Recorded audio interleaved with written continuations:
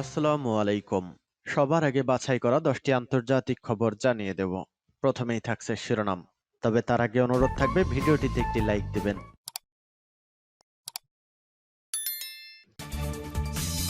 সংবাদের শুরুতেই জানিয়ে দিব সংবাদ শিরোনাম। মধ্যপ্রাচ্যে মার্কিন ঘাঁটিতে হামলার হুঁশিয়ারি ইরানের। এরপর জানিয়ে দিব জেদ্দায় মার্কিন নৌবাহিনীর অবস্থান প্রস্তুত সৌদি আরব। তারপর জানিয়ে দিব যতক্ষণ ইসরায়েল গাজা দখল করে রাখবে ততক্ষণ অস্ত্র ত্যাগ নয় হামাস নেতা। আরও জানিয়ে দিব চীনের বিরুদ্ধে গোপনে পারমাণবিক পরীক্ষা চালানোর অভিযোগ যুক্তরাষ্ট্রের। এবং জানিয়ে দিব সর্বশেষ শিরোনাম, ইরানকে নতুন 5 শর্ত দিলেন ট্রাম্প। মধ্যপ্রাচ্যে মার্কিন ঘাঁটিতে হামলার হুঁশিয়ারি ইরানের। মধ্যপ্রাচ্যে মার্কিন ঘাঁটিতে হামলার হুঁশিয়ারি দিয়েছে ইরান।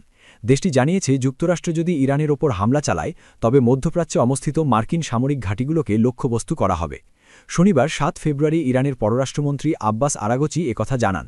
তবে তিনি স্পষ্ট করে বলেন এটি সংশ্লিষ্ট দেশগুলির বিরুদ্ধে হামলা হিসেবে বিবেচিত হবে না।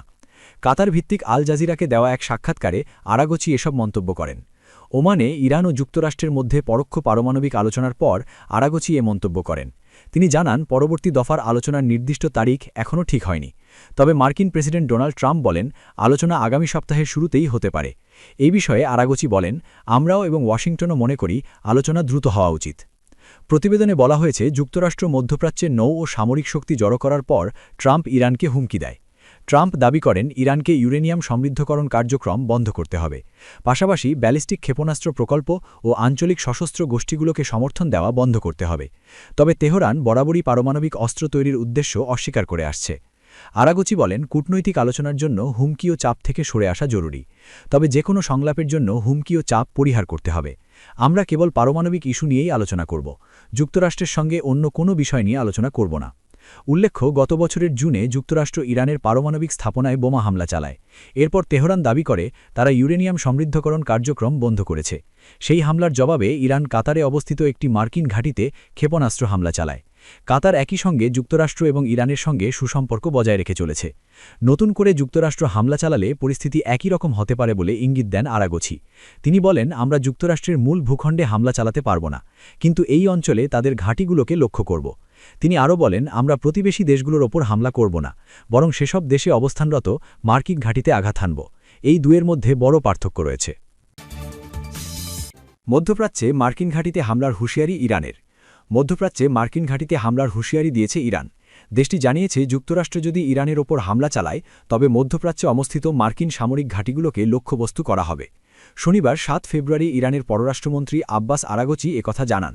তবে তিনি স্পষ্ট করে বলেন এটি সংশ্লিষ্ট দেশগুলির বিরুদ্ধে হামলা হিসেবে বিবেচিত হবে না।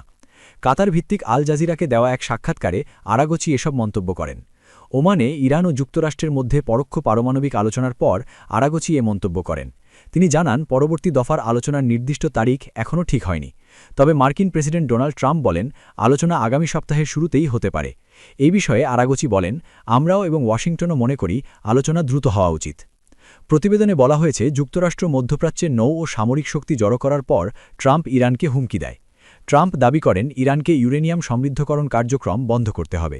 পাশাপাশি ব্যালিস্টিক ক্ষেপণাস্ত্র প্রকল্প ও আঞ্চলিক সশস্ত্র গোষ্ঠীগুলোকে সমর্থন দেওয়া বন্ধ করতে হবে।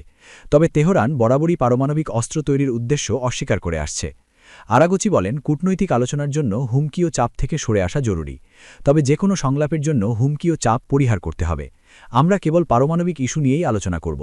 যুক্তরাষ্ট্রের সঙ্গে অন্য কোনো বিষয় নিয়ে আলোচনা করব না। উল্লেখ্য গত বছরের জুনে যুক্তরাষ্ট্র ইরানের পারমাণবিক স্থাপনায় বোমা হামলা চালায়। এরপর তেহরান দাবি করে তারা ইউরেনিয়াম সমৃদ্ধকরণ কার্যক্রম বন্ধ করেছে।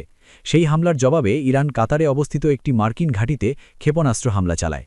কাতার একই সঙ্গে যুক্তরাষ্ট্র এবং ইরানের সঙ্গে সুসম্পর্ক বজায় রেখে চলেছে।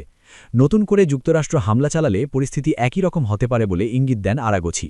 তিনি বলেন আমরা যুক্তরাষ্ট্রের মূল ভূখণ্ডে হামলা চালাতে পারব না, কিন্তু এই অঞ্চলে তাদের ঘাঁটিগুলোকে লক্ষ্য করব। তিনি আরও বলেন আমরা প্রতিবেশী দেশগুলোর ওপর হামলা করব না, বরং সেসব দেশে অবস্থানরত মার্কিন ঘাঁটিতে আঘাত হানব।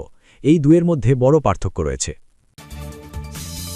যতক্ষণ ইসরায়েল গাজা দখল করে রাখবে ততক্ষণ অস্ত্র ত্যাগ নয় হামাস নেতা। গাজার ফিলিস্তিনি দলগুলোকে নিরস্ত্র করার আহ্বান প্রত্যাখ্যান করেছে হামাস।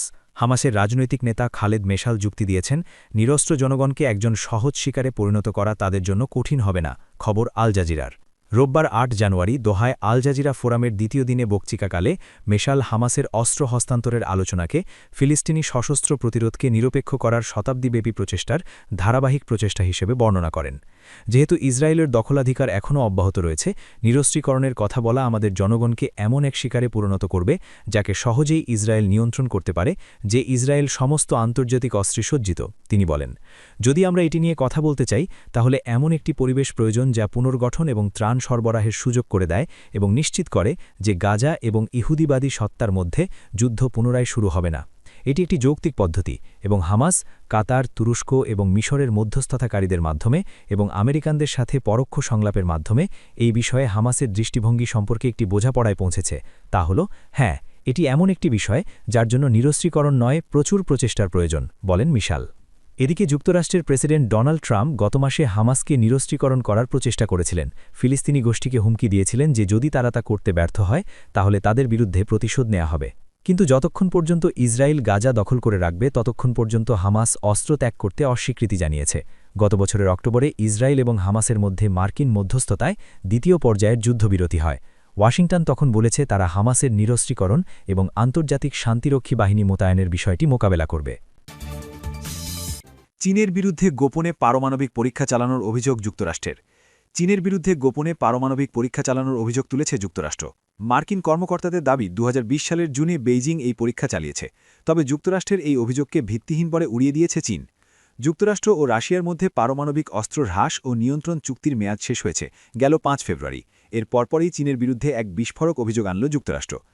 মার্কিন কর্মকর্তাদের দাবি ২০২০ সালে গোপনে একটি পারমাণবিক পরীক্ষা চালিয়েছিল বেইজিং। তবে সিসমিক মনিটরিং ব্যবস্থা এড়াতে অত্যন্ত সুকৌশলে এই পরীক্ষা চালানো হয়। জেনেভায় এক বৈশ্বিক নিরস্ত্রীকরণ সম্মেলনে অস্ত্র নিয়ন্ত্রণ ও আন্তর্জাতিক নিরাপত্তা বিষয়ক মার্কিন under secretary Thomas D nano দাবি করেন, কয়েকশ টন ক্ষমতাসম্পন্ন ওই পরীক্ষাটি চালানো হয়েছিল ২০২০ সালের ২২ জুন। ডি ন্যানো অভিযোগ করেন, চীনা মার্কিন বাহিনী ইচ্ছাকৃতভাবে এই পরীক্ষাগুলো আড়াল করার চেষ্টা করেছে, কারণ তারা জানত এসব পরীক্ষার নিষেধাজ্ঞা সংক্রান্ত প্রতিশ্রুতি লঙ্ঘন করে।